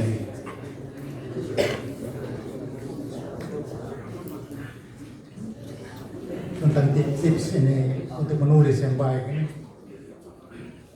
saya kira kalimat yang sudah jamak sekali klise. Tidak ada penulis yang baik kalau dia bukan pembaca yang baik. Tidak ada orang yang bisa menulis kalau dia tidak memulainya dengan membaca. Kau punya pengalaman segudang pun atau sesamudra pun kalau kau tidak membaca, kau tidak bisa memulai sebuah tulisan yang baik. Kau bisa memulai tulisan yang baik itu harus dimulai dari pembacaan yang baik. Dan kita tidak membaca sebarang saja. Kami dulu membaca dengan sebarang saja. Tapi kadang-kadang ada bacaan-bacaan yang terpilih yang membuat kita terpacu lebih cepat menjadi penulis yang baik. Jadi kalau nasihat untuk adik-adik, untuk teman-teman, kalau kamu mau mulai menulis, mulailah dulu dengan tekun membaca. Kemudian kalau pengalaman saya pribadi, seperti orang memelihara tulisannya, memelihara bibit tulisannya, saya juga lakukan itu. Kita punya banyak pengalaman ketika kita bersentuhan dengan peristiwa, bersentuhan dengan orang. Peristiwa-peristiwa kecil itu saya catat, saya simpan dalam benak saya. Saya kadang-kadang saya punya banyak tulisan tentang pesisir, entah itu tentang orang Muslim atau bukan orang Muslim, di Oeba, di Flores, di mana saja. Saya suka jalan di pesisir, di Madura, di Jawa, itu. Saya duduk di antara banyak orang. Ini kalau yang saya lakukan di Kupang. Saya duduk di antara banyak orang yang bercakap tentang pesisir, tentang pantai misalnya, tentang melaut, tentang menangkap ikan. Saya juga ikut menangkap ikan bersama mereka kadang-kadang. Kadang-kadang saya duduk selama 2 jam, saya dengar 6 orang bercakap antara mereka tentang ikan. Saya tidak menyela, hanya mendengar. Lalu pulang, semua yang mereka percakapkan dalam waktu 2 jam itu saya catat kembali dalam buku saya. Jadi saya punya catatan etnografis itu banyak sekali dalam bentuk buku-buku kecil seperti itu. Itu hal-hal tentang pantai, tentang pukat, tentang pengoboman ikan, banyak hal itu saya mendengarkan lalu saya catat. Lalu ketika saya membaca atau saya sedang jalan kemana atau apa, saya temukan ide-ide yang baru dalam kepala saya, itu saya rawat, saya peram dalam kepala saya simpan. Ada kalimat-kalimat bernas yang kemudian muncul dalam tulisan saya, itu saya sudah peram jadi dari 3 tahun yang lalu misalnya. Ada kalimat terakhir dalam buku Romo Si Priscilla yang terakhir itu saya tulis, saya pernah terbitkan 2019 itu tentang itu yang berjalan di atas air. Itu pesan mujizat terakhir itu judulnya. Itu ada satu kalimat di bagian akhir dari cerpen itu, pesan seorang Romo tua kepada Romo muda yang begitu kudusnya, jadi dia sering mempraktekkan keajaiban itu di dalam kehidupan pastoralnya hari-hari. Dia menyembuhkan orang, ini itu, mujizat dia yang paling dia lakukan paling akhir itu berjalan di atas air. Tapi setelah 6-7 langkah di atas sungai itu, dia tenggelam. Itu dalam cerita, dalam buku ini ada. Itu kalimat yang terakhir yang menjadi nasihat dari pastor tua di dalam paroki itu kepada Romo muda yang suka melakukan mujizat itu saya sudah pernah bertahun-tahun sebelumnya. Dia katakan begini, adikku Romo, sekental apapun kesalahan, jangan menafikan akal sehat. Lain kali kalau mau mencobanya kembali, belajarlah dahulu berenang. Karena kita, klerus, kalaupun kudus, bukanlah kawanan dede. Jadi saya pelihara kalimat ini lama sekali dalam catatan saya, sampai dia menemukan tempatnya yang tepat di cerpen yang saya tulis bertahun-tahun kemudian. Kemudian kebetulan cerpen itu pernah muncul di satu antologi yang lama sekali. Waktu Romo Sipri mau mau terbitkan buku untuk perayaan 25 tahunnya, saya sodorkan itu kepada Mario Lawio. Dia bilang, oh sudah kita pakai ini. Jadi seperti itu. Jadi kadang-kadang ide dalam benak kita itu jangan biarkan dia berkeliaran. Kita bisa simpan. Satu waktu dia akan menemukan tempatnya dalam cerita-cerita yang mungkin kita ciptakan kemudian. Jadi ada banyak adik-adik kamu punya pengalaman-pengalaman kecil secara sublimatif itu kamu pikir dia sudah terlupakan, tapi tidak.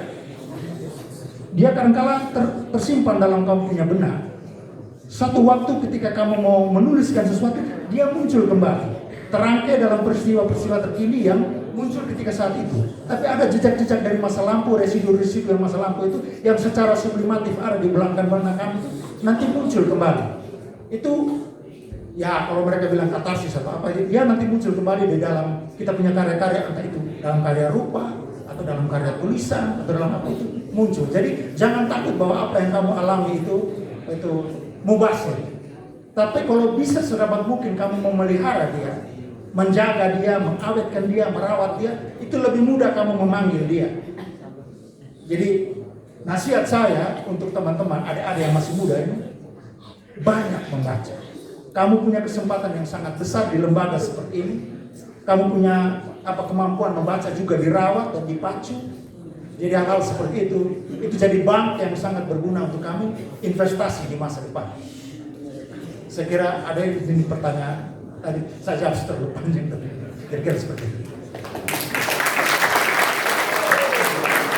Terima kasih Bapak Ibu. Saya kira diskusi kita makin memanas, namun waktu kita terbatas. Maka saya berikan kesempatan kepada Romo Sindus untuk memberikan closing statement.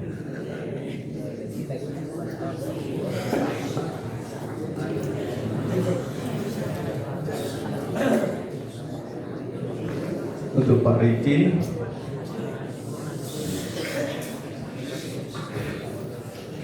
citraan itu tetap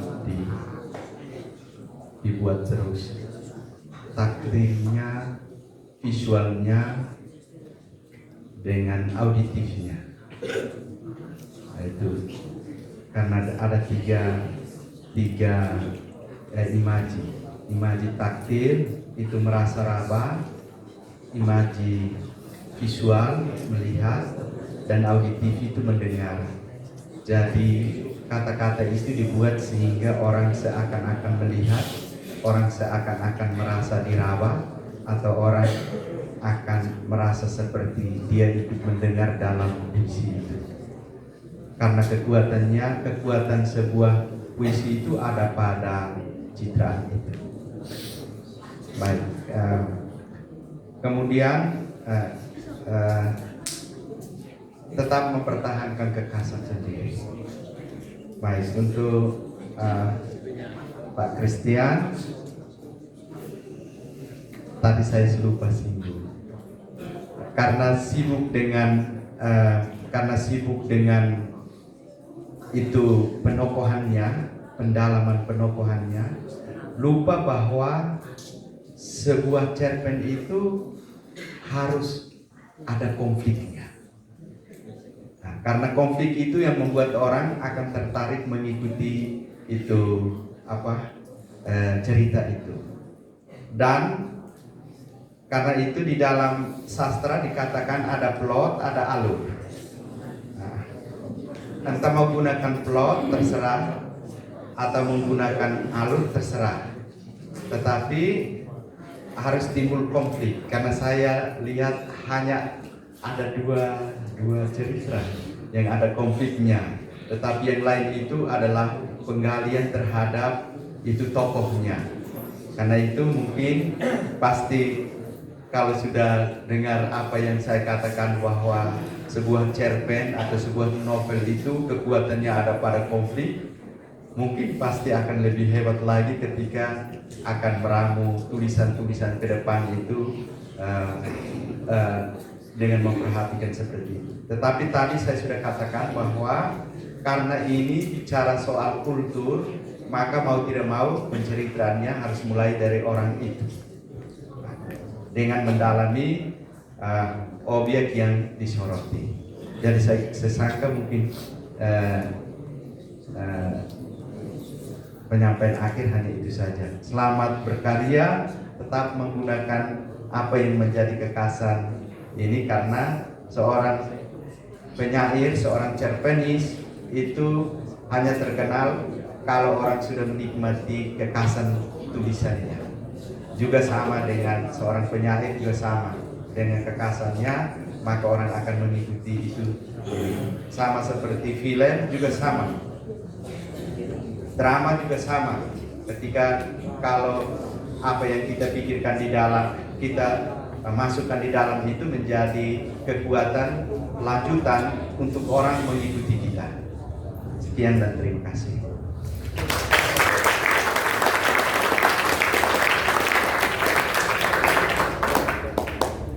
Kalimat penutup dari Romo Sindus tadi mengakhiri diskusi kita malam ini. Bapak Romo bersama kedua penasihat kita bisa kembali ke tempat semula.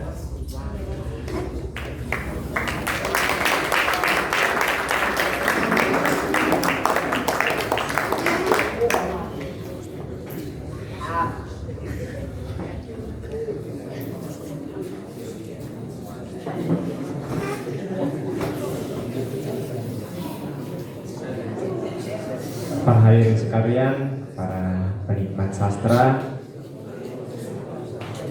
semoga besok lusa kita bisa mencapai suatu hal yang baik berkat diskusi kita malam ini.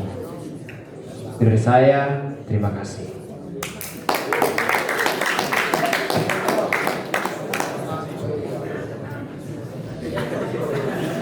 Terima kasih kepada moderator yang sudah menjadi kompas dalam diskusi pada malam hari ini. Mari kita melangkah ke acara berikutnya, yaitu penyerahan cenderamata oleh penerbit Dusun Flower Mora kepada pembicara dan moderator.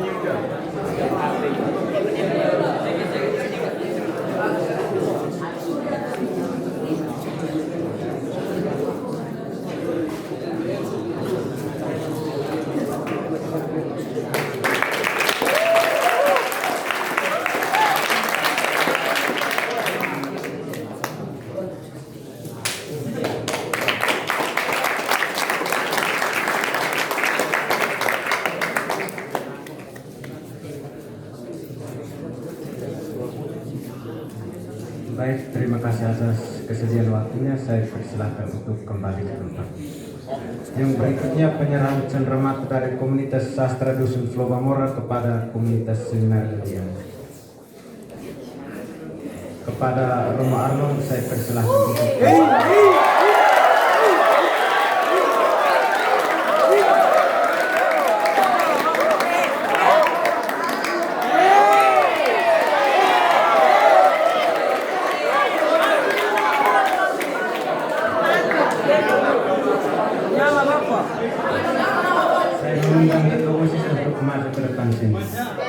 kepada teman adik waktu dan kesempatan saya berikan.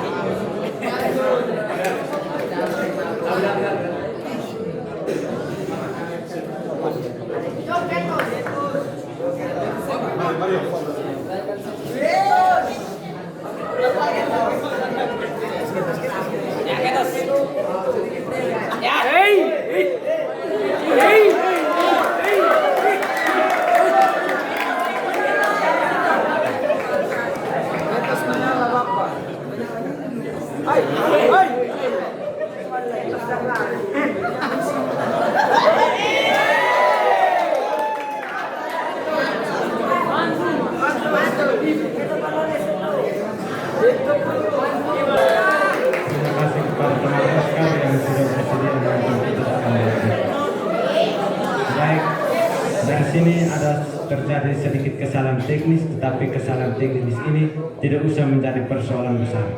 Mari kita memperbaiki kesalahan teknis ini. Maka dari ini saya berikan kepada kesempatan kepada Romo Arnold untuk menyampaikan satu kata.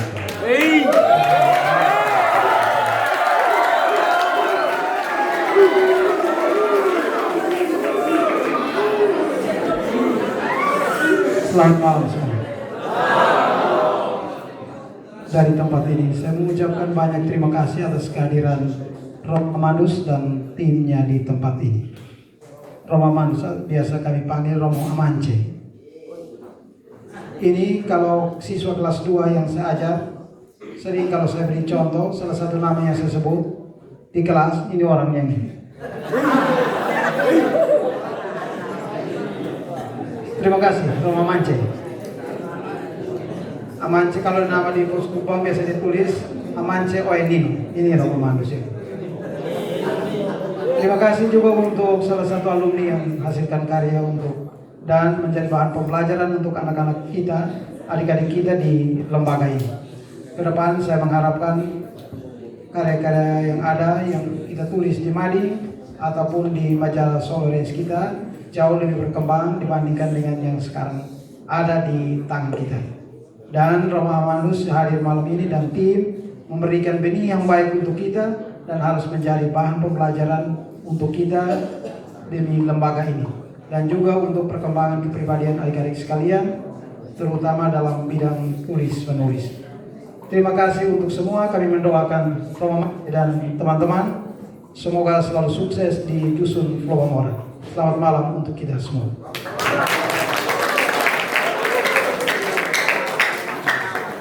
Terima kasih kepada Romo Arnold yang sudah menyampaikan 1-2 kata. Kiranya rangkaian acara kita sudah berakhir di sini, tetapi ini bukanlah akhir dari semuanya. Kita bisa berjumpa di sana.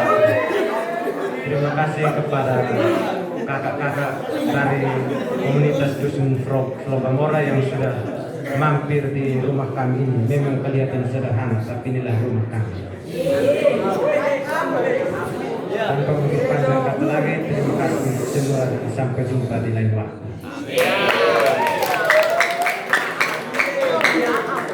Untuk kita semua, di samping kakak Dekan Sadam ada